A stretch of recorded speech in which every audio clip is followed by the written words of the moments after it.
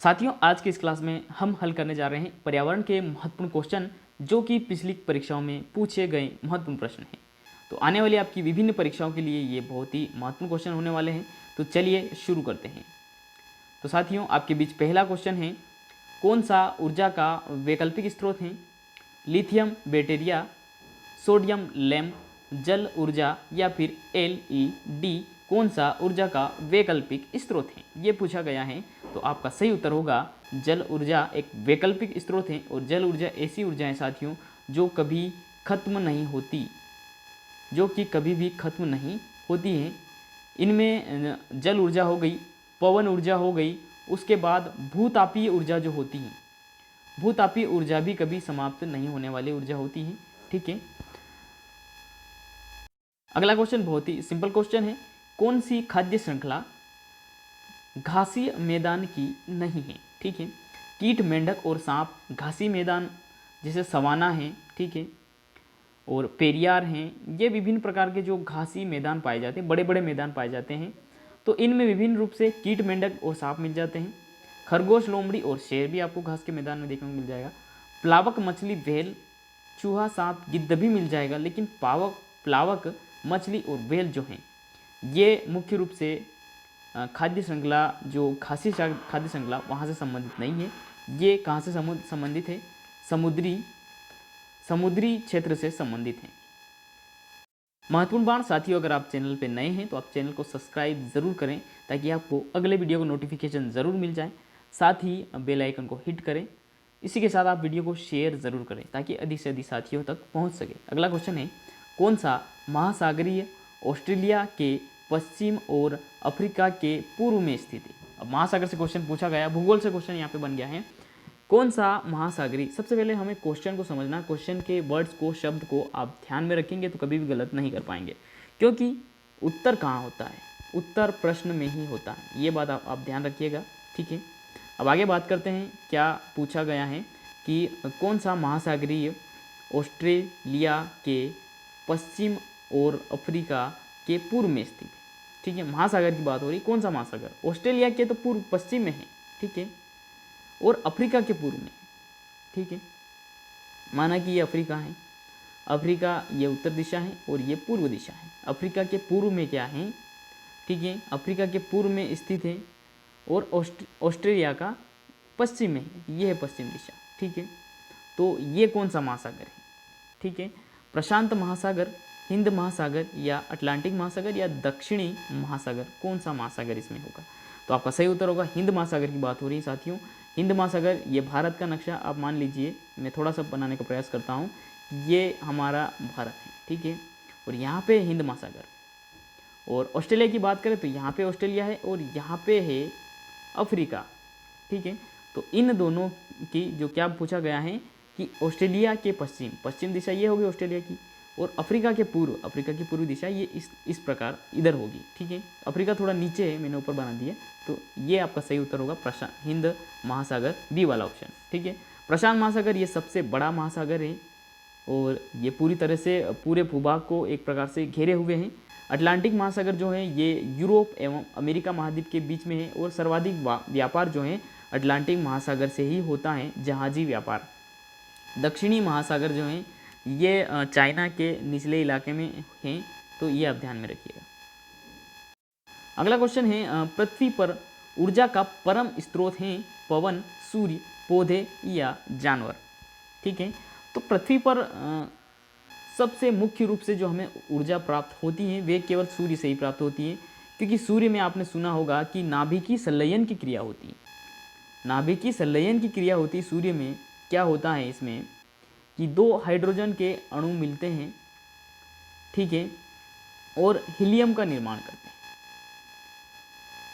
और इसी प्रक्रिया के दौरान सूर्य से ऊर्जा निकलती है जो कि धरती तक पहुंचती है, पौधों तक आती है, पौधों से जानवरों में जाती है। ठीक है, पवन ऊर्जा ये एक अलग ऊर्जा हो गई है। ठीक है, तो सबसे मुख्य ऊर्जा जो हमें प्राप्त होती है वो सूर्य से ही होती है।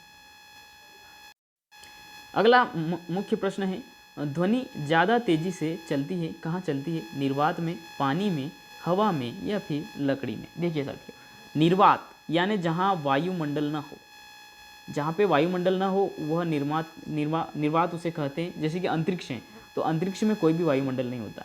गुरुत्वाकर्षण से ही वायुमंडल का एक निर्माण होता है। विभिन्न गैसों का जो मिश्रण है, हवा का, गैसों का, तो ये एक वायुमंडल का निर्माण करता है। तो जो ध्वनि होती है वह किस माध्यम से चलती है, तो वह केवल वायुमंडल, हवा के माध्यम से चलती है। यानी कोई भी कंपन होती है तो ये हवा को धक्का मारती हैं, ठीक है। और वही धक्का उसी कंपन को हमारा जो ईयर, हमारा कान जो है वह सुनता है, ठीक है। और फिर वह ध्वनि हमें सुनाई देती है। तो ये केवल हवा के द्वारा ही संभव है, ठीक है। जहाँ हवा नहीं है, जहाँ निर्वात है, वहाँ कोई भी ध्वनि सुनाई नहीं देती है। पानी में ध्वनि सुनाई देती है, लेकिन उसकी जो वॉल्यूम होती कम होती है। हवा में होती है, थोड़ी कम होती। जो ठोस चीज़ें होती उसमें वॉल्यूम सर्वाधिक होती है, इसलिए आपका सही उत्तर होगा लकड़ी। अगर यहाँ पे लकड़ी के अलावा लोहे का ऑप्शन भी होता तो वे सही होता। चलिए अगला क्वेश्चन है, ध्रुव तारा सभी मौसमों में स्थिर दिखाई देता है क्योंकि? देखिए साथियों, एक चित्र के माध्यम से ज़रा मैं समझाने का प्रयास करता हूँ। जैसे कि यहाँ पे एक चित्र बना लेते हैं। माना कि ये पृथ्वी है, ठीक है। ये 23.5 डिग्री झुकी हुई है और ये इस प्रकार से चक्कर लगा रही, जो कि पूर्व से पश्चिम की ओर लगाती है। पृथ्वी किधर चक्कर लगाती है? पूर्व से पश्चिम की ओर चक्कर लगाती है। तो अब कहीं ध्रुव तारा है तो वो हमें एक समान कहाँ दिखाई देगा? अगर इस ओर है तो वो फिर एक समान नहीं दिखाई देगा, वो दिन रात की तरह दिखाई देगा। देखिए सूर्य है, तो सूर्य हमारा क्या होता है कि जब पृथ्वी घूमती है, घूर्णन करती है, तब दिन रात होता है, ठीक है। अगर किसी गोलार्ध पर कोई ध्रुव है तो यहाँ पे, जैसे कि यहाँ पे कोई व्यक्ति अगर यहाँ से इसको देख रहा है, ठीक है, तो वे व्यक्ति क्या कर रहा है कि यहाँ गोलार्ध पर ही घूमता रहता है, तो उसको वे एक समान दिखाई देगा, ठीक है। उसका दिन और रात नहीं होगा। यानी कि जो गोलार्ध होते हैं वहाँ दिन और रात लंबे होते हैं, या तो 6 माह के होते हैं, या फिर कोई कोई जगह ऐसी होती है जहाँ पे न रात होती है न दिन होता है, एक जैसा प्रकाश रहता है, ठीक है। तो क्वेश्चन में अब हम ऑप्शन पर चलते हैं। अब ऑप्शन में दिया हुआ है ध्रुव तारा अपने अक्ष पर घूर्णन नहीं करता, ठीक है। तो ये ऐसा नहीं है। पृथ्वी में विभिन्न ग्रह और तारे जो हैं वो गतिशील हैं, तो ये गलत हो जाएगा। ध्रुव तारा भूमध्य के अक्ष पर स्थित है, नहीं, फिर तो दिन रात होगा, वह एक समान नहीं दिखाई देगा। ध्रुव तारा पृथ्वी के उत्तरी ध्रुव की अक्ष के ऊपर स्थित है, इसी वाला ऑप्शन सही है, ये उत्तरी ध्रुव के अक्ष पर स्थित है। अगर आपने अध्ययन अच्छे से कर रखा है तो फिर आप क्वेश्चन को आसानी से ऑप्शन को काट पाएंगे, और जब आप ऑप्शन को काटेंगे तो फिर आपका उत्तर ऑटोमेटिक ही निकल के सामने आ जाएगा। चलिए, उत्सर्जन तंत्र किस से संबंधित है? वृक्क से, कान से, फेफड़े से, या फिर त्वचा से? उत्सर्जन तंत्र का संबंध किससे, वह किससे संबंधित है? ठीक है, बहुत ही सिंपल सवाल है। सी वाला ऑप्शन आपका सही होगा, फेफड़ों से संबंधित है। अगला क्वेश्चन है, कौन सी गैस, यहाँ पे गैस लिखना था जो नहीं लिख पाया, कौन सी गैस वायुमंडल के तापमान को बढ़ाने में उत्तरदायी मानी जाती है? हाइड्रोजन, हीलियम, और भी आगे ऑप्शन आपको दिख रहा है, कार्बन डाइऑक्साइड और रेडोन। रेडोन जो है सबसे भारी गैस होती है, और हाइड्रोजन हल्की गैस होती है, और हीलियम जो है ये तारों में, आपको पता है तारों में हाइड्रोजन और हीलियम गैस पाई जाती है। कार्बन डाइऑक्साइड जो होती यही जो है वायुमंडल में तापमान को बढ़ाती है। और ग्रीन हाउस प्रभाव आपने सुना होगा।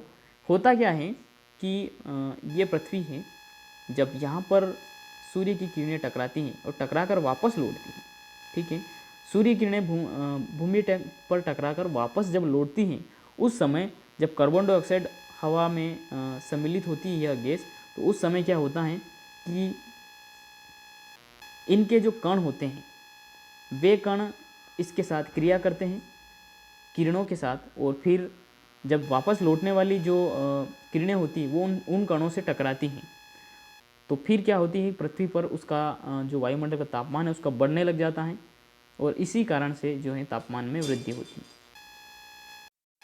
क्वेश्चन पूछा गया है, चांगपा जनजाति पाई जाती है लद्दाख में, मणिपुर में, असम में, या फिर सिक्किम में? तो चांगपा जनजाति जो है साथियों याद रखिएगा ये लद्दाख में पाई जाती है। अगला प्रश्न है, कौन सा कथन सही है?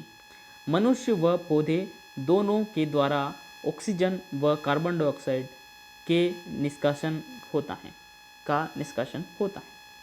ठीक है, अब मनुष्य ऑक्सीजन लेता, कार्बन डाइऑक्साइड को छोड़ता है, रिलीज करता है, और पौधे क्या करते हैं, कार्बन डाइऑक्साइड को लेते हैं और ऑक्सीजन को रिलीज करते हैं। तो पहला वाला ऑप्शन आपका गलत हो जाएगा। मनुष्य ऑक्सीजन व कार्बन डाइऑक्साइड दोनों का निष्कासन करता है, दोनों का निष्कासन करता है, ऑक्सीजन का निष्कासन मनुष्य नहीं करता। सी वाला ऑप्शन है, पौधे ऑक्सीजन व कार्बन डाइऑक्साइड दोनों का निष्कासन करते हैं। अब साथियों यहाँ पे थोड़ा ध्यान देने योग्य है, सी वाला ऑप्शन आपका सही होगा। आपने सुना होगा कि वृक्षों के नीचे नहीं सोना चाहिए रात में। ठीक है, कुछ वृक्षों के नीचे रात में सोने पर तबीयत बिगड़ जाती है, मानसिकता बिगड़ जाती है। उसकी वजह क्या होती है? उसकी वजह ये होती है कि जो बड़े वृक्ष होते हैं, जैसे कि वट वृक्ष हैं, ठीक है, वट वृक्ष क्या करता है कि रात में उसका जो क्षेत्र होता है, उस क्षेत्र में वो कार्बन डाइऑक्साइड को रिलीज करता है, और दिन में क्या करता है, वो ऑक्सीजन को रिलीज करता है। इसलिए वृक्षों के नीचे सोने से तबीयत बिगड़ सकती है। और जो पीपल का वृक्ष होता है वो रात में भी ऑक्सीजन देता है, इसीलिए पीपल के वृक्ष की पूजा की जाती है, वह पूजनीय होता है। तो ये आप ध्यान में रखिएगा। अगला क्वेश्चन है, सूर्य का द्रव्यमान लगभग बना होता है 25% ऑक्सीजन से, 90% नाइट्रोजन से, नहीं बिल्कुल नहीं, 88.8% नाइट्रोजन से। इतना नाइट्रोजन तो पृथ्वी पर भी नहीं है। पृथ्वी पर भी 76% नाइट्रोजन गैस पाई जाती है, जो सर्वाधिक पाई जाती है, और 0.99% ऑक्सीजन पाई जाती है। किस में? सूर्य में। तो डी वाला ऑप्शन आपका सही होगा। बहुत ही सिंपल क्वेश्चन। अगला आपके बीच, रसोई घर में अग्नि से सुरक्षात्मक उपाय के रूप में क्या अपनाया जाता है? प्राथमिक चिकित्सा मंजूषा, अग्निशामक यंत्र, अग्निरोधक प्रणाली, या फिर अग्निरहित यंत्र। अग्निरहित यंत्र का वहाँ पे प्रयोग करने से कोई ये नहीं हो रहा है, यहाँ पे सिंपल सा आपका दो बी वाला ऑप्शन सही हो रहा है। अग्निशामक यंत्र का प्रयोग किया जाता है। अग्निशामक यानी आग को बुझाने वाला यंत्र। मिथिला लोक चित्रकला का लोकप्रिय नाम है वारली, मांडना और मधुबनी, या फिर अल्पना। मांडना ये मालवा क्षेत्र में बनाया जाता है, और इसमें क्या होता है साथियों कि जो नीचे भूमि पर चित्रकला की जाती है, चौक बनाए जाते हैं विभिन्न प्रकार से, जो आपने देखे होंगे, ये मालवा में है। और जो मिथिला लोक चित्रकला है, इसका लोकप्रिय नाम जो है वे क्या है साथियों? तो सी है मधुबनी। मधुबनी उसको कहा जाता है। क्वेश्चन रेलवे से, कोंकण रेल सीधे जोड़ती है। अब साथियों आप सोच रहे होंगे कि इसमें विभिन्न प्रकार के क्वेश्चन साइंस से भी बन रहे हैं। तो पर्यावरण में क्या होता है साथियों कि इन्वायरमेंट से संबंधित सारी चीज़ें सम्मिलित हो जाती है। अब इन्वायरमेंट में सभी चीज़ें आ जाती हैं, जिसमें भूभाग हैं, ठीक है, वायु हैं, उसमें गैसें हैं, पेड़ पौधे, वृक्ष, समुद्र, नदी, नाले, सारी चीज़ें उसमें सम्मिलित हो जाती हैं। तो ये इसी में भूभाग से संबंधित है, भूगोल से संबंधित चीज़ें भी उसमें सम्मिलित हो जाती हैं। तो पूछा गया है कि कोंकण रेल सीधे जोड़ती है मंगलोर और मुंबई को, कोच्चि और गोवा को, कोल्लम और कोझिकोड को, अलपुझा और मंगलोर को। तो कोंकण रेल जो है साथियों ये मंगलोर और मुंबई को जोड़ती है। तो आपका सही उत्तर पहला वाला होगा। पूछा गया है जैविक पर्यावरण में शामिल हैं उत्पादक, उपभोक्ता, अपघटक, उपरोक्त सभी। जैविक पर्यावरण, देखिए साथियों उत्पादक कौन हो गया है? जो कि एक पहली प्रक्रिया में भोजन बनाता है, जैसे सूर्य से प्रकाश प्राप्त हुआ और एक पौधे ने भोजन बनाया, ठीक है, इस पौधे को कोई जीव खाता है, ठीक है, कोई जीव इस पौधे को खाता है। तो उत्पादक कौन हो गया? पौधा हो गया। उपभोक्ता यानी उपयोग करने वाला कौन हो गया? कोई जीव हो गया। वो जब जीव मरता है तो फिर उसको अपघटक उस जीव के शरीर को समाप्त कर देते हैं और मिट्टी में मिला देते हैं। तो यही प्रक्रिया होती है जैविक पर्यावरण की। तो डी वाला ऑप्शन आपका सही होगा। एक ताजा अंडा शुद्ध पानी में डूब जाता है, लेकिन नमक के संतृप्त विलयन में तैरता रहता है, इसका क्या कारण है? साथियों समुद्री क्षेत्र की बात करें तो जहाँ जिस समुद्र क्षेत्र में कोई एक विशेष क्षेत्र है जहाँ पे सबसे खारा पानी पाया जाता है, तो वहाँ पे जो है जहाज वगैरह जो चलते हैं वो अधिक गहराई में डूबते नहीं हैं। उनकी जो डूबने की क्षमता, जैसे कि ये एक जहाज है, ठीक है, शुद्ध पानी में ये इतना ही डूब रहा है, ठीक है, खारे पानी में और भी कम डूबेगा, ठीक है, बहुत कम डूबेगा, क्योंकि उसका जो घनत्व होता है वो बहुत ज़्यादा होता है। अंडे के कवच में स्थित तरल मध्यम, ये कोई कारण नहीं होता। शुद्ध जल का उच्च घनत्व नहीं होता है, जो खारा जल होता है उसी का जो है घनत्व उच्च होता है। नमक के पानी का उच्च घनत्व, ठीक है, तो सी वाला ऑप्शन सही होगा। अंडे पर कवर कैल्शियम, ये कोई इसका कारण नहीं है। अगला क्वेश्चन है, निम्न में से किस विधि द्वारा प्रयोगशाला में गैस बनाई जाती है? कौन सी विधि है जिसके द्वारा प्रयोगशाला में गैसेस बनाई जाती हैं? ऑप्शन पे ध्यान दीजिएगा। KClO3 को MnO2 के साथ गर्म करने पर, या पानी के विद्युत अपघटन द्वारा, ठीक है, या प्रकाश संश्लेषण द्वारा। प्रकाश संश्लेषण का संबंध प्रयोगशाला से नहीं है, ठीक है। अब ए या सी दोनों भी सही हो सकते हैं, या फिर ए सही हो सकता है, बी सही हो सकता है। यहाँ पे ध्यान दीजिएगा साथियों, पानी के विद्युत अपघटन द्वारा, जब पानी का विद्युत अपघटन किया जाता है तो क्या उससे गैस बन सकती है, ठीक है। तो गैस बनाने की जो प्रक्रिया होती है उसमें प्रकाश संश्लेषण क्रिया भी अपनाई जाती है। तो आपका सही उत्तर होगा ए और सी दोनों, डी वाला उत्तर आपका सही होगा। प्रश्न है, एक गेंद किसी वेग से ऊपर की ओर उछाली जाती है।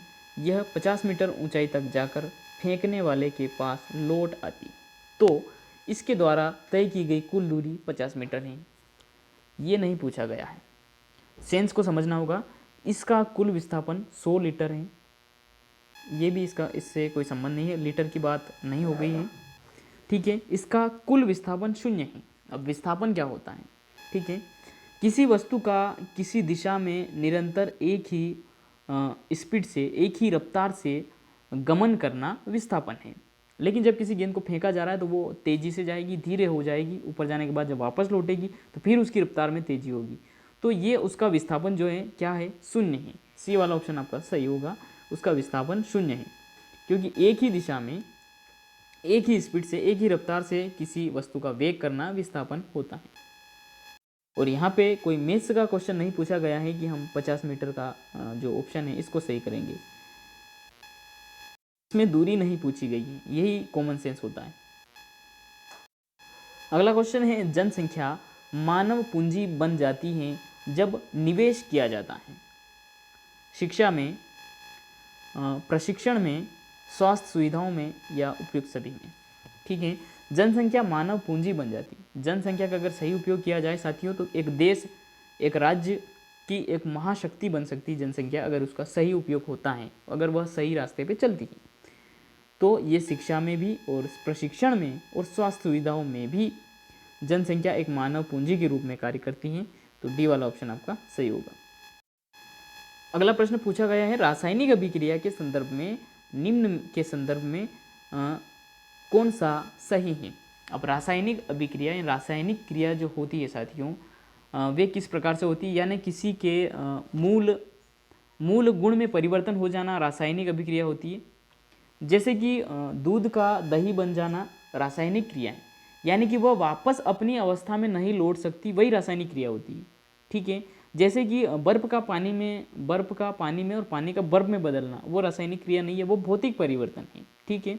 यानी कि उसकी गुण में कोई भी परिवर्तन नहीं हो रहा, वह पानी ही है, लेकिन दूध के गुण में परिवर्तन हो जाता है, इसलिए वह रासायनिक परिवर्तन होता है, ठीक है। तो पूछा क्या गया है कि रासायनिक अभिक्रिया के संदर्भ में कौन सा सही है? रासायनिक अभिक्रियाएं उत्क्रमणीय होती हैं, नहीं होती हैं।